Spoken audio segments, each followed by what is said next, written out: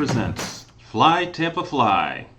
I'm your host, Walter Matthews. I'm toying around with a new wireless microphone, so I'm having a good time with that.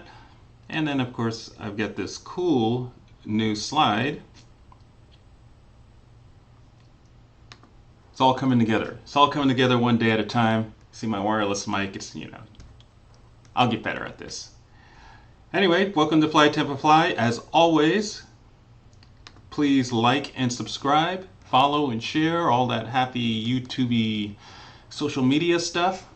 A good way to reach us is on Instagram. I tend to post there quite often because it's pretty visual and people like to see the pictures, and some of the videos that I post, they're not overly exciting, but they make me happy.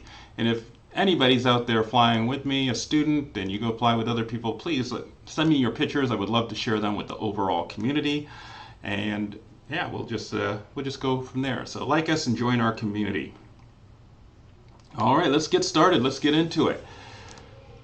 Our question of the day. Don't have any prizes yet, but I tell you, they're coming, man. They're coming. You just bear with me. Once again, these are some of our airman certification. I'm primarily focusing on the private pilots right now. We'll delve into, the other instrument and commercial pilots later down the road. First, let me finish up and get my CFII. I am working on it. I'm taking a little bit longer than I had planned, but I am making progress. And I do, even if I'm crawling, I'm still moving forward, which is what I encourage all of you to do. All right, our question of the day. If an aircraft is equipped with a fixed pitch propeller and a float type carburetor, the first indication of carburetor ice would most likely be A, a drop in oil temperature and cylinder head temperature, B, engine roughness, or C, loss of RPM. Our Cessna, those of you who fly with me in the Cessna 172, this is exactly a question for you guys. So everybody, please post your answers in the comments or thoughts, anything we need to consider, we should consider with regards to carburetor icing and things that might not apply to the Cessna 172. Of course, think about with other aircraft. That would be kind of cool to learn as well. All right, let's go right into our industry news. The FAA is putting out a bunch of approvals for drone approvals. And in particular, they have been granting approval for drones to fly beyond the visual line of sight. Why is that a big deal? Because those of you who want to grow some sort of commercial business, the approvals are starting to happen, which means there's a lot of potential, a lot of commercial drone operation potential if that is a business that you're looking to get into. And I just highly encourage you to research this if that's what you're interested in. I'll read straight off of the press release here. The FAA's long-term goal is to safely integrate drones into the national airspace system rather than set aside a separate airspace exclusive for drones. This approach is consistent with the FAA Modernization and Reform Act of 2012 and the FAA Extension and Safety and Security Act of 2016. So basically, you want to start a drone company, start it now. The race is on. All right, so let's go on to the next. I got two computers here. I'm like overwhelmed. All right, I found this was a cool story. There's a company called MAGLEV, and they're pursuing aviation case, use case for magnetic levitation. It already exists. You have the high-speed moving trains overseas. I think we have some here. It looks like Boston. Actually, the startup here is based out of Boston. Let's see what we're saying here. Magnetic track is an array of magnets in the circular duct that houses the rotor. Anyway, they're using magnets to do the levitation. So one of the things that I've always talked about is not everybody's going to want to fly at 1,000, 2,000, 3,000 plus feet. But I still see the day when we're going to have things, I call them ground effect. Apparently this would be that similar vision. Something similar to Star Wars and the little land cruiser. I think it's going to happen. And in that regards, I feel that in the future that most people are going to have to receive some three-dimensional level of aviation training, if that makes any sense. So that's one of the things that guided me in this direction of helping small aviation businesses try to get their foot in the door. There's so much opportunity. I wanted to highlight this story because the opportunities go beyond just, oh, is it fixed wing or rotor? Is it vertical takeoff and landing? There's some great opportunities in the world of aviation, and this is one that I wanted to share with you guys, encourage you to follow. I'll put the links, like with everything else, I'll put the links down in the description when we release the video. So those of you who know me, know I'm all about the aviation industry overall and in general. Hence, aviation cybersecurity. Those of you who never thought they would have a role in the aviation industry because you do this or you do that, you're not a pilot, you're not a mechanic, well, these aircraft are full of computers and they need your help as cybersecurity experts. So if you're in the world of cybersecurity, IT, communications with an S, consider the aviation industry. There's plenty of opportunity. There's ICAO is the international, I can't remember what ICAO stands for, but basically the international version of the FAA. And they're holding their AvSec and cybersecurity conference in October 23rd to 27th. It happens to be, it's in Montreal, Canada, so if you ever want to go there, it's a great opportunity. Meet some people within the industry if you're looking to get into it. And that's, yeah, you're needed. So if you're in the world of IT and cybersecurity, you too have a huge place in the world of aviation. So you don't have to be just a pilot or a mechanic. All right, going back to the world of ground effect vehicles, I think this one goes a little bit higher, but I wanted to highlight this particular company because they are actually based out of Orlando. Let's see here. Orlando, Florida. It's amusement parks goer's dream. Skip that, skip that, skip that. There's going to be, what's the name of this company? Okay, it looks like it's some sort of ride, the drone ride. Sandwich. It's going to be somewhere between SeaWorld and Universal, so this is coming in the future.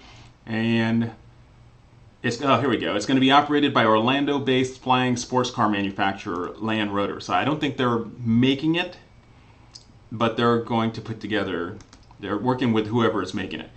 Land Rotor and Aeronado, oh, here we go. They are Florida-based. Aeronado, a Palm Beach, Florida-based electric vertical takeoff and landing aircraft dealership, signed an exclusive distribution agreement to deliver up to 10,000 Sportsters that you see here in the picture. 10,000 Sportsters globally by 2030 at around $70,000 per unit. The deal could be worth up to $700 million. $70,000 for something like this. This could be, it looks like people are really racing to get the costs down and make it more accessible. So if you're looking to get, like I said, if you're looking to get into the world of aviation small business, now is the time. You want to be at the forefront of that wave as it's starting to build, and you want to be one of the first surfers to call it. So that was pretty cool. I like that, and I look forward to seeing it develop on that. If you're doing small business in Florida, I wanted to throw this in there because if you have to pay people wages, you have any W-2 employees, and yeah, minimum wage has gone up. What did it say here? Florida's minimum wage has already increased as of September 30th. It increased from $11 to $12 an hour. The minimum wage is going to continue to increase by $1 per year until it reaches $15 in 2026. So next year it's going to be 13, 14, and then 15. These are things you'll have to think about if you're going to be a business owner and you're looking to have employees, not your own. Looking to have employees that work for the business. So these are things you gotta factor in to your financial projections. All right, another cool company. I found this article pretty interesting because it had to do with, it kind of shows where you can go if you're trying to build a company. Las Vegas aviation firm is going public to the tune of $45 million in a SPAC merger. And a SPAC is one of those special acquisition little companies. Let me Google what SPAC means. Bear with me. It's a financial way to go There we go. Special purpose acquisition companies. So there you go for some financial education for you. So the company stock will be listed under JTAI.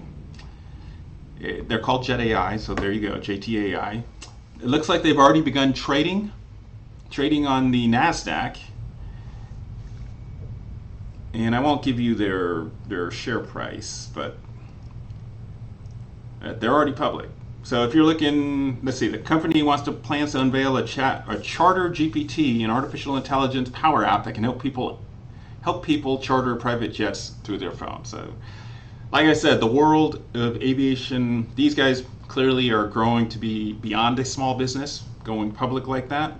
But if that's something that you desire, the opportunity is there. This is such a great example. JetAI, once again, we'll put a link to the article, and I think we have their website. I'll try to find their website and also put that in the description as well. And of course, you can go on to something like Yahoo Financial or something and check out their symbol and learn more about their company. All right, some more cool stuff. Bringing it home local. Groundbreaking for the Dr. Dennis Wilfong Center for Success in Hernando County. This is over in the Brooksville Airport. I want to say it's on the Brooksville Airport grounds or just adjacent. The reason I bring it up, it's going to be a center for overall technical training, but that technical training is also going to include aviation training, pilots and mechanics as well. So the aviation community continues to grow in the local Tampa. We already have a great history in the local Tampa Bay area, but it is growing, and this is one example in the Pasco, Hernando area.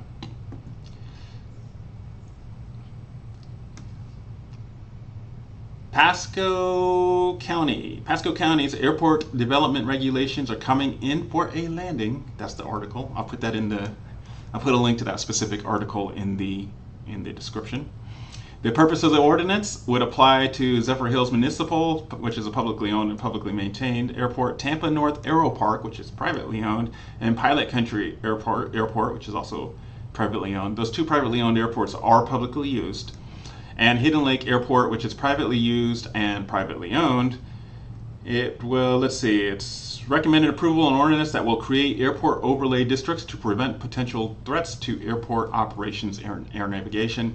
Essentially, they're looking to limit the amount of development around those particular airports, so those airports don't eventually get shut down. I think they're really starting to see, as the aviation industry is just burgeoning, this vertical takeoff landing capabilities eventually going to become more affordable. They're seeing the future and how having aviation places where people can fly into, whether it's up and down, vertical, horizontal, is going to be very important for any local community. So kudos to the Pasco, I guess, politicians for taking steps to preserve the airports that they have in that county.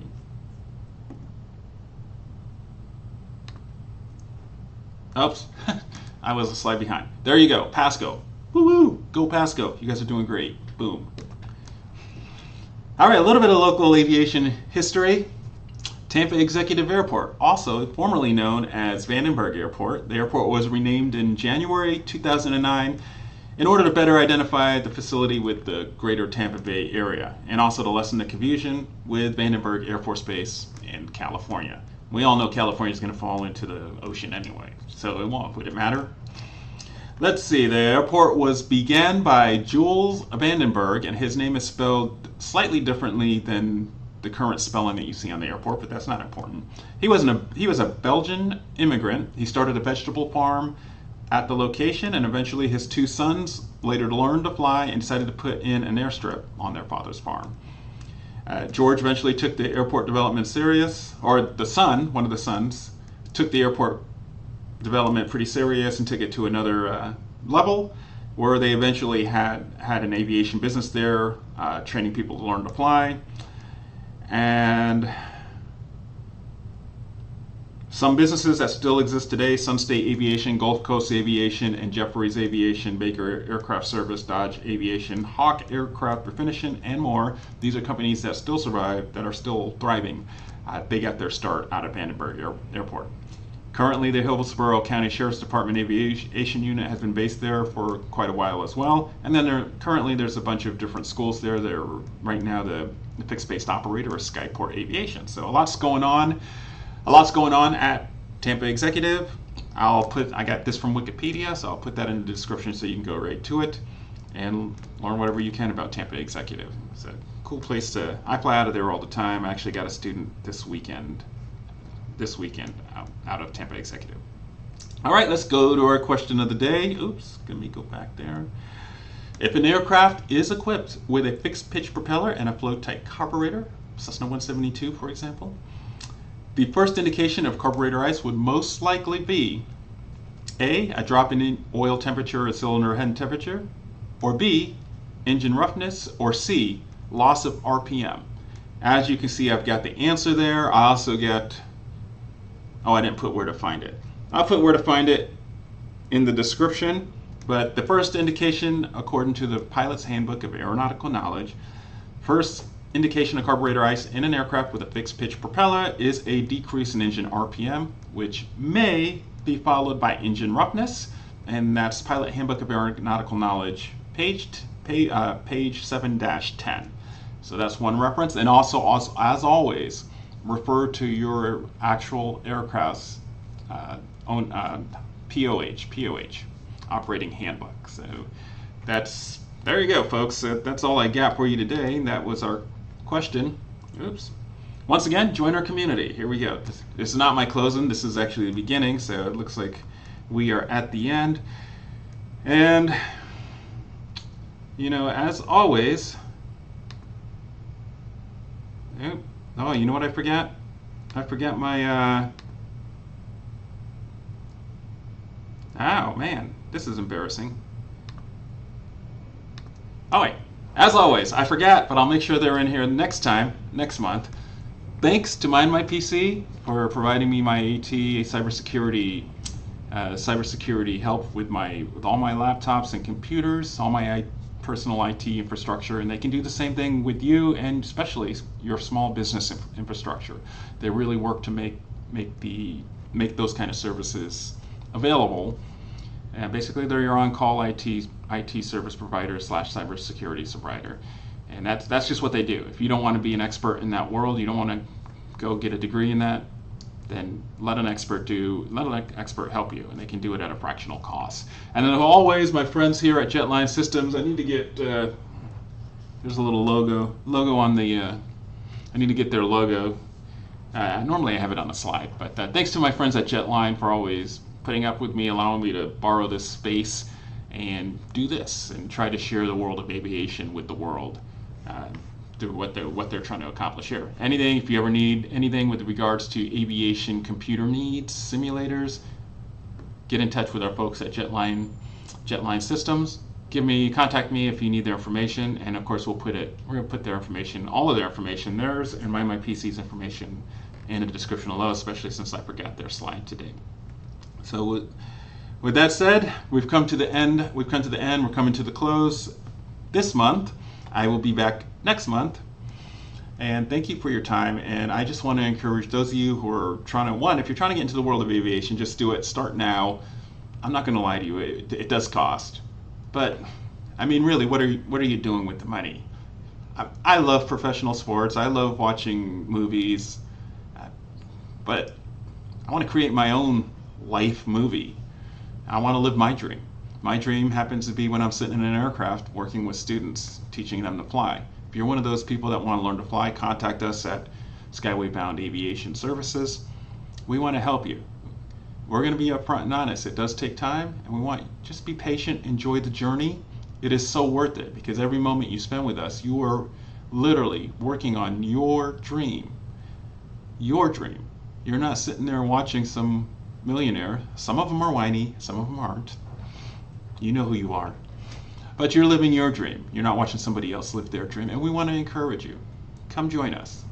And with regards to those of you who are looking to start a small business, this is one of the big reasons why I do this. I want to encourage everybody. If you're interested in getting to the world of aviation is not going away anytime ever. Now is a great time to get in. Get in now. Don't wait.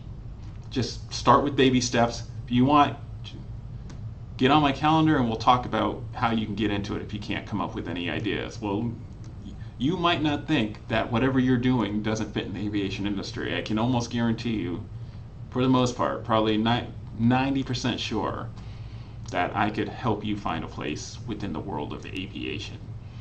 So that's all I got for you folks. As always, the road is hard, the road is long, but it's so worth it. It will be so worth it when you get to the end.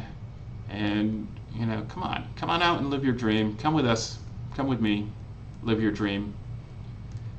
You can do it, man. Do not quit, do not quit, do not quit. Sky's the limit, folks, and we're going to leave it at that today. Have a great